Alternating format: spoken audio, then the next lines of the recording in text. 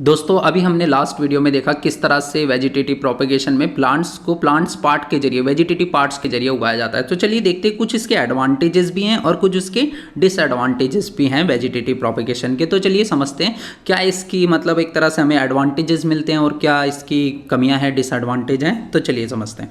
तो एडवांटेज देख लेते हैं। सबसे पहले हम क्या कर सकते हैं, देखो अभी हमने पढ़ा था इसमें कि हम प्लांट्स को ना विदाउट सीड्स, मतलब सीड्स की जरूरत नहीं है, बीज की कोई जरूरत नहीं है, उसके थ्रू भी प्लांट्स को उगाया जा सकता है। तो सबसे बड़ा एडवांटेज इसका यही है।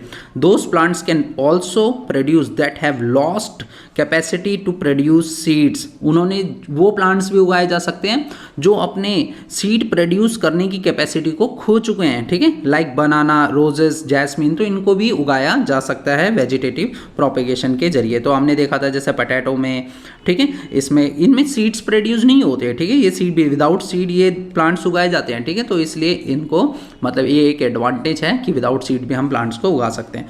It is easier, fast and economical method of reproduction. सीधी सी बात है यार, बीज खरीदने की जरूरत नहीं है, हमारे पास वो फ्रूट रहना चाहिए जो भी हम वेजिटेबल या फ्रूट को उगाना चाहते हैं, और सिंपली हम उसे वेजिटेटिव प्रोपेगेशन के जरिए उगा सकते हैं। ईजी मेथड है, फास्टर रहता है, इकोनॉमिकल मेथड भी है, ठीक है। तो इस तरह से कर सकते हैं। Plants produce are genetically similar enough to the parent plant. और एक चीज़ ये भी देखी जाती है, जो हम प्लांट उगा रहे हैं वो सेम मतलब सिमिलर प्लांट रहेगा, ठीक है, जेनेटिकली सिमिलर रहेगा पेरेंट प्लांट के, ठीक है। जैसा पेरेंट प्लांट होगा बिल्कुल एज इट इज़ वैसा ही हमें जो है उससे जो रिप्रोड्यूस होने वाले प्लांट्स हैं वो भी देखे जाएंगे, ठीक है, बिल्कुल सेम रहेंगे।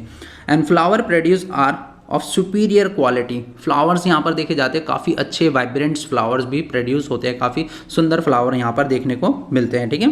ये सब एडवांटेजेस हैं इसके, ठीक है, वेजिटेटिव प्रोपेगेशन के। अगर बात करें डिसएडवांटेज की तो देखिए, does not produce new variety, so more susceptible to disease. मतलब देखिए क्या है कि अगर इसमें क्या होता है कि वेरिएशंस नहीं आते, है ना। वेरिएशंस मतलब जो प्लांट है, जैसा हमने देखा प्लांट जो है जेनेटिकली सिमिलर होगा पेरेंट प्लांट के, तो अगर सेम प्लांट जनरेट होने लगेंगे तो वेरिएशंस नहीं आएंगे, बदलाव नहीं आएगा प्लांट में कोई, और बदलाव ना आने की वजह से ना ये मोर ससेप्टिबल हो जाते हैं कि डिजीज, इनको कोई भी बीमारी आसानी से इनको पकड़ सकती है। तो मोर ससेप्टिबल टू डिजीज, ठीक है, ये एक इसका डिसएडवांटेज भी है, ठीक है। Leads to over crowding around the parent plant. कभी कभी देखा जाता है कि ना एक ही जगह पे ना बहुत सारे प्लांट्स उग जाते हैं, तो ओवर क्राउडिंग यहाँ पर देखी जाती है, क्योंकि प्लांट्स पार्ट से उगाए जा रहे हैं, तो यहाँ पर ओवर क्राउडिंग मतलब देखी जा सकती है।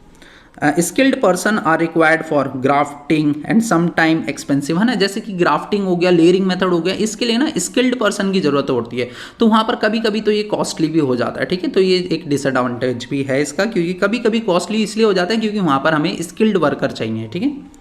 और प्लांट्स आर शॉर्ट लिव्ड मतलब इनका लाइफ स्पेन जो है कम रहता है, ठीक है, small compare to the seed propagated plants, ठीक है। तो ये शॉर्ट लिव्ड रहते हैं, मतलब शॉर्ट लिव्ड का मतलब है ये काफ़ी कम समय तक ही एक तरह से जीवित रह पाते हैं, ठीक है, लंबे समय तक ये रुक नहीं सकते प्लांट्स।